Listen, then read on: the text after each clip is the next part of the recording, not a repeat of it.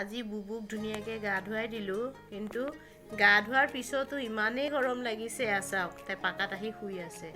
এতিয়াই এই অৱস্থা। গৰম দিন পৰাই নাই ভালকৈ, অকণমানহে গৰম পৰিছে। বেছি গৰম পৰিলে যে কি হ'ব তাইৰ অৱস্থা। বুবু, অ বুবু, গৰম লাগিছে তোমাৰ? গৰম লাগিছে? দেহা গৰম লাগিছে? তুমি যে আজি বেলুনখিনিৰ মাজতে শুই আছা, ধুনীয়াকৈ গা ধুলা, ধুই মেলি আহি বেলুনৰ মাজত শুই আছা তুমি। এনেই ভয়ে কৰে বেলুনখিনি, কিন্তু আজি দুদিনমান ধৰি আকৌ বেলুনৰ লগত খেলি থাকে।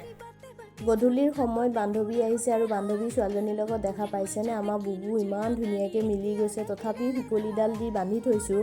সেহেঁতে আহিয়ে থাকে মাজে মাজে, কিন্তু তাই প্ৰথমতে বহুত ভুকে, পিছলৈ আকৌ তাই মোতকৈহে বেছি ভাল পোৱা হৈ যায়।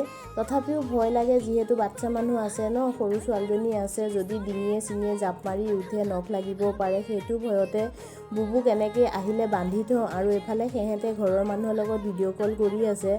আমাৰ বুবুৱে ইমান যে মন দি মোবাইলটোৰ ফালে চাই আছে। এইফালে তাইৰ হাজবেণ্ড আহি গ'ল আৰু বুবুক বান্ধি থৈছোঁ, কাৰণ তাই ভাত খাব নিদিয়ে, সেহেঁতক উৎপাত লগাই থাকিব, সেইকাৰণে বান্ধি থৈছোঁ। দাদা যিহেতু গোটেই দিন কাম বন কৰি আহিছে, ভাত সাজ ইয়াতে খাবলৈ মাতিলোঁ আৰু সেহেঁতকো লৈ যাব। এফালে সেহেঁতক খাবলৈ দি দিলোঁ, আৰু সেইফালে বুবুৱে ইমানেই চিঞৰি আছে ওচৰলৈ আহিব লাগে। আৰু ভাত পানী খোৱা মেলা হৈ গ'ল। ৰাতি প্ৰায়ে 11:30 মানে 11টা 11:30 বাজিল যাব লাগে ঘৰলৈ। আৰু এইফালে চাওকচোন, মাছ ধৰা এইটো আছিলে আগতে, যিহেতু আমাৰ বাউণ্ডেৰীত পুখুৰী আছিলে, সেইকাৰণে আছিলে। আৰু সেহেঁতৰ ঘৰত মাছ ধৰে গাঁৱত, সেইকাৰণে মই সেহেঁতক দি দিলোঁ ঘৰত গৈ মাছ ধৰিবলৈ বুলি। চেপা দিলোঁ আৰু লগতে ক'লোঁ যে গাঁৱত যাবা, মাছ ধৰিবা আৰু মোলৈ মাছ লৈ আহিবা, কাৰণ তেহেঁতৰ ঘৰ বহুত দূৰত, মানে যোৰহাটত, আৰু দাদা গুৱাহাটীত থাকে কামৰ ক্ষেত্ৰত।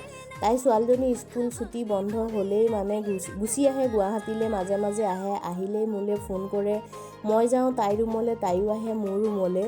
আমি হৈছোঁ ফেচবুক ফ্ৰেণ্ড। আজি 5 বছৰমান আগৰে ফেচবুকত চিনাকি, তেনেকেই চিনাকি হ'লোঁ, কথা পাতিলোঁ, লগ ধৰিলোঁ, আৰু এতিয়া নিজৰ ঘৰৰ মানুহৰ নিচিনা সম্পৰ্ক হৈ গ'ল।